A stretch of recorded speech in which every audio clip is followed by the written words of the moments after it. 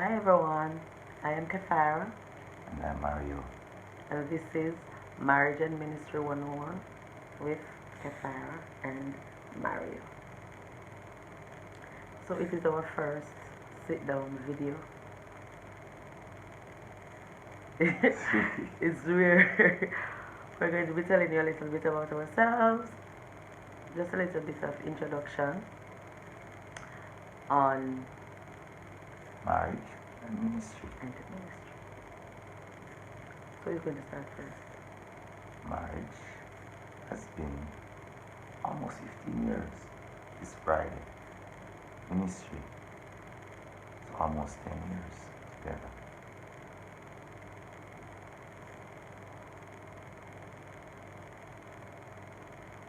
Marriage and ministry is not just for pastors, but for every believer is called to ministry and is married. The Bible says that the unmarried does better than the married, because the married person has to share obligation, they have to share responsibility, they have to balance what they do in ministry for God to people, and they also have to balance what they do in marriage, their spouse. So this is marriage and ministry 101. We don't have all the facts. No, We are sharing our experience right, our experiences. and how we have reached thus far, and basically how we will continue going on. So we see your ears as comments, as together we navigate the path of marriage and ministry. I'm sure there are many experienced persons out there who have been married for years and has been doing ministry for years, and can also share how they have been managing ministry and marriage. Their priorities. It's not priority number one and priority number two. They are priorities. We will be held accountable to God for both. Both carries eternal weight. If we fail to carry out our ministry as we are instructed in the Bible to do, we will be held accountable by God. And if we fail to carry out our responsibilities as a spouse, we will also be judged, held accountable by God. So there are two important priorities that we need to keep the balance in. One will always be demanding more. Ministry demands a lot because it's more extensive, dealing with more than one person, persons with varied personalities. Some will demand more than others, and if you're not careful, you can give yourself to the demand, and at the same time not being able to fulfill the demand that is at home. It's interesting that this is marriage and ministry, while there is a little part of it that is not looked at. That's family, because we're not just married, we're parents with 3 children. Our first child, Jahil, is 12 years old. Our second born child, Eldenine, is 6 years old.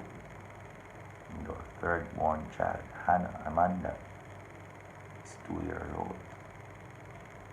Jade, Third born. Allah. I say third born for now. For, for now. Um, Elgina and Hannah, they are more than our hands can hold. Yes. So we are pretty much young parents. I said earlier, Friday of this week, we're celebrating 15 years. Yeah, may look young. 15 years. Got married pretty young. Got married before I entered full-time ministry. My wife here, for almost 10 years, is still grappling. Yes, I am still. And guys, I'll share as we go along my experiences and how I am coping, how I partially accepted the fact that Yeah, she doesn't like sharing. he is a pastor and I am quote unquote a pastor's wife and we are in ministry. Yes, she's a wonderful praise and worship minister. She does excellent in that area. I pray she would see that she's called for that area and devote I herself sing to well. it. I know that I do worship. He says that I'm a worship minister. I sometimes call her minister if I read. Oh, sometimes you may occasionally hear him call me Carrie. That's his name for me. When him said Kepler, it sounds weird. But for now, he may use Kefara as it's just at the introduction stage. But every now and again you may hear Carrie. So yes, further down in our videos you will see here and get to learn of my experiences, how I felt when he told me that he was going into ministry, how I'm still feeling. She cried her eyes out. Said I was putting her life on hold. Yes. That's for I'll tell you all about it, guys. But I never wanted to be in ministry. Who does?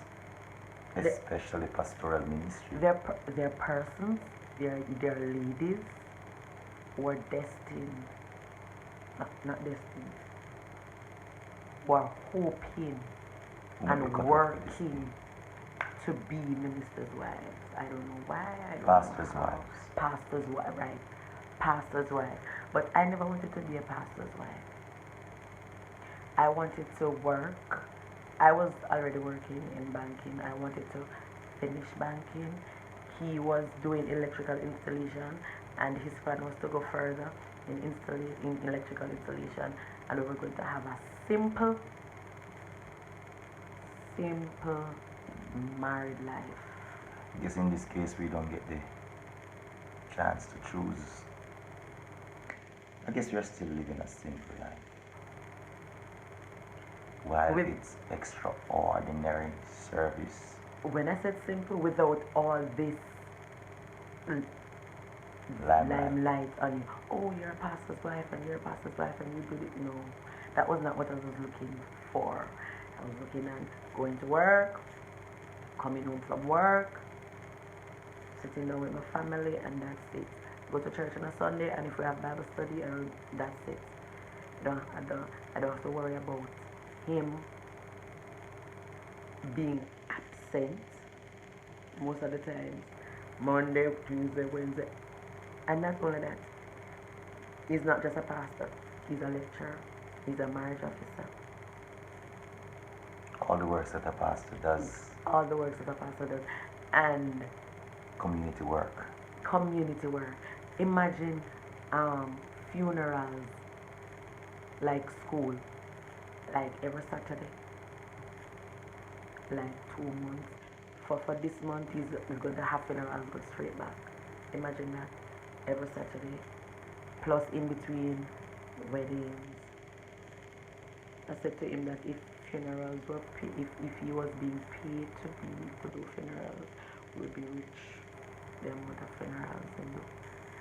But I wanted a simple life, not all of this. Yeah, she wanted a private life, a life where she remains behind the scene, not seen. Yeah, I With don't her. like, I don't know if any of you guys, well, most of you that subscribe, I think I know. But there are going to be persons out there that are going to be subscribing that don't know me personally. I don't like people look for me. I don't like people see me. So it is kind of weird now, to see, but you're not seeing me. You're seeing me behind the camera. Me don't like in a people's space. Me don't like people. Me don't like it. I don't like the idea either, but when you're called, what else can you do? You just got to accept the call. So this life was thrust upon us. I appreciate the step Carrie has taken so far. I don't know if she's halfway there. Don't think she's halfway there. Um, she has not gotten that used to sharing. She has been making the attempt to share. And I would believe that part of the challenge comes because we were married 5 years before I entered into full-time ministry. And she just know me as Mario. Plain old Mario. Has no ministry. Apart from playing the drums at church during that time. So we both had to make the transition now. You are married now, there's ministry. And there are a lot of hiccups, a lot of bumps, hurdles that we had to jump over, share the time, having to find the time to give to all the things that I am supposed to do as ministry. And sometimes I don't even think I'm doing enough. Because, as I said, ministry take all your time. All. And it is known. Ministry, any pastor who truly gets into his or her job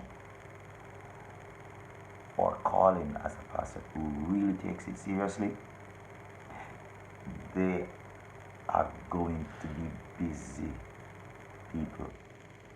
People business keeps you busy. It keeps you on the ground. Keep going. Administration, counseling, planning, strategic meetings, discipleship, evangelism. It all takes you in. One of the things I am still trying to learn is to learn from Jesus as a single man. Yeah. He was a busy person. He was in people's business. He was for people. And he would never turn anybody away, not even a child. But I learned that he always finds that time when he will withdraw himself from the crowd and spend time alone with God. Right now, I struggle with that honestly. Having raised 3 children and worse, in the COVID crisis, I can't even get the time to sit down at home to facilitate them going through schooling at home because I still have to do ministry. So I still have to be out there. So with all of that, I'm just so overwhelmed. But God has been good. And I am learning. I am not all the way in it. I'm about to reach a decade in ministry, and I believe that I have learned a good portion that can help me to set proper boundaries for the next decade of ministry. Should I tarry that long? And to improve on the balance that is needed between marriage and ministry. And hopefully, we get to that point where we are able to help others. And I hope even now we are helping.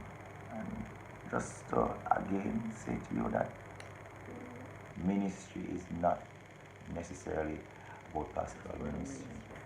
If you are an usher, you are in ministry. If you are on the praise and worship, you are in ministry. If you are a janitor, a caretaker, whatever you you are are, in ministry. you're Whatever doing area for that the you Lord. are in ministry, and it does take your time. And the same effort, the same concentration, considerations, energy, time that is put in by a pastor in pastoral ministry, it is the same effort, time, and consideration that everyone who has a ministry in church needs to give to that particular ministry to which you are called. And in light of the fact that you might be married, and even if you are watching and you are not married, because this is for you too, so that prospective right. pastor's wife. Yes, some of you watching your prospective. My wife keeps saying prospective pastor's wife. I'm going to talk about ministry generally. Right? So in ministry generally, it is important. Don't reduce the importance of what you do by virtue of how small it is. It is God who gives you a ministry, and God don't have small ministries. Right. God is not a small God. He's awesome. But He's pastor, great. a pastor's wife is not a ministry. I am saying No. I am in ministry because I am married to you. No, you're in ministry because you have a ministry. Where would I be singing? Where would I be doing worship? I don't think. Guys, I'll tell you all about the experiences leading up to this I do believe though. place. I do believe that even if I wasn't in pastoral ministry, that she still would be singing because she sings. So eventually she'd have been in the ministry of praise and worship, leading persons in worship and praise unto God because she sings. Don't get me wrong. I love ministering. I love doing worship. When I'm doing worship, I am in a space where there's no better place to be. It's like I am with the Lord. And when I do worship, I can just do anything in the Lord, and He can just take me to any height, any depth. And I just love the fellowship that we have when I do worship with God. It's a couple of years that she discovered this. Because in our previous appointment, she was doing nothing. And I'll tell you why I did nothing. Right? So at the start, she did nothing. She wasn't a part of praise and worship. I was. She came and she sat down in church for the most part. She started with women and then she paused. So and I'll tell you why I paused. She really just started. So she's just discovering her ministry. So she's not 10 years into discovering her ministry, like I have been 10 years in official pastoral ministry. So she still has a long way to go and a lot to learn. But she has been with me in ministry, pushing me forward. You know, the one that is behind me in those times. And she get a lot of things come up now.